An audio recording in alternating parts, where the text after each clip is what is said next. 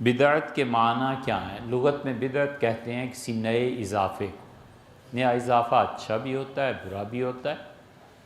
ایک آدمی اللہ کے دین میں کسی بری چیز کا اضافہ کرتا ہے تو وہ بدعت سیئہ ہے، بری بدعت ہے، اور ایک کسی اچھی چیز کا اضافہ کرتا ہے تو بدعت حسنہ ہے، اچھی چیز۔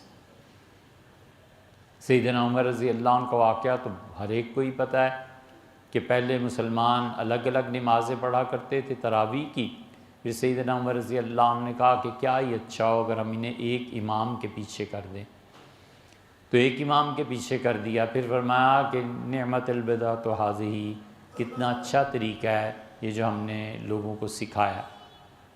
اور اسی طرح بہت سی چیزیں سیدنا عمر رضی اللہ عنہ نے کہا یہ پہلی مرتبہ میں کر رہا ہوں، اس کا مطلب ہے وہ بہت اچھی چیز تھی، مستحسن تھی، تو یہ ہوا کرتا ہے۔ اسی لیے فقہاء نے بدعت کی 5 تقسیمیں کی ہیں۔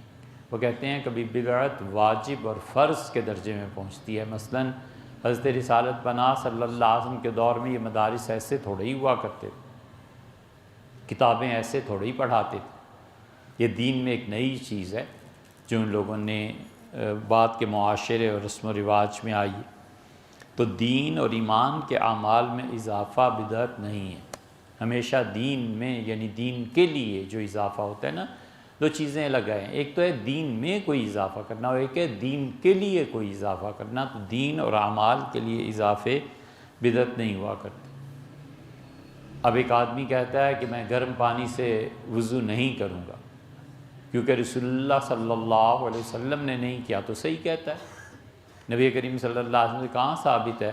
مدینہ منورہ میں اتنی شدید سردی پڑتی تھی کہ صحابہ کرام رضی اللہ عنہم کہتے ہیں کہ ہم تکبیر تحریمہ کے لیے، اللہ اکبر کے لیے ہاتھ چادروں سے باہر نہیں کر سکتے، اتنی شدید ٹھنڈک۔ پہلا آدمی جس سے یہ ثابت ہے کہ انہوں نے گرم پانی سے وضو کیا وہ سیدنا عمر رضی اللہ عنہ ہے۔ تو اب کہتا ہے کہ بعد کی چیزوں تو میں مانتا نہیں، تو اسے چاہیے وہاں بھی دلیل لے آئے۔ حضور اقدس صلی اللہ علیہ وسلم تو نہیں کیا، اور اب گرم پانی ہر مسجد میں الحمدللہ اس کا ہوتا ہے، اس کو مہیا کیا جاتا ہے۔ تو اس لیے ہر چیز کو بدعت نہیں کہا جاتا۔ معاشرتی اور تہذیبی رسم و رواج میں اضافہ بھی بدعت بالکل نہیں ہے ایسے، ان کو چھیڑنا بھی نہیں چاہیے، اتنی آسانی سے یہ چیزیں نہیں بدلتی۔ تہذیب کو جو لوگ چھیڑتے ہیں نا، انہیں پتہ نہیں ہوتا کہ صدی بعد کیا ہوگا۔ جب بھی تہذیب اور مذہب آپس میں ٹکراتے ہیں، تہذیب غلبہ پاتی ہے، مذہب ہار جاتا ہے، کوئی نہیں مذہب پہ چلتا۔ اس لیے جو تبدیلیاں آ رہی ہوتی ہیں دھیرے دھیرے معاشرے میں، ان کو برداشت کرنا چاہیے۔ اگر وہ خدا کے دین کے خلاف نہیں ہیں اور نصوص سے نہیں ٹکراتی تو تحمل سے کام لینا چاہیے۔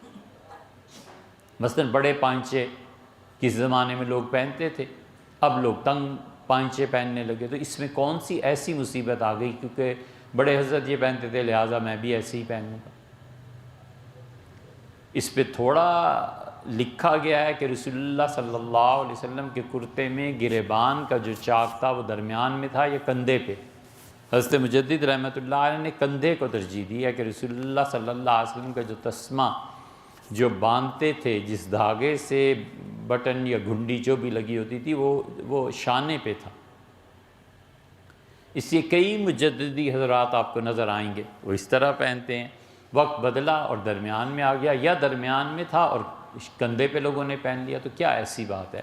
تہذیب اپنے ارتقاء کے ساتھ ایسے ہی چلتی ہے، اور تہذیب کی وہ چیزیں جو اصل دین سے ٹکراتی ہیں اس پہ بات ہونی چاہیے، کرنی چاہیے، مگر تہذیب اور ثقافت میں جو آہستہ آہستہ تبدیلیاں آتی ہیں ان سے نہیں ٹکرانا چاہیے۔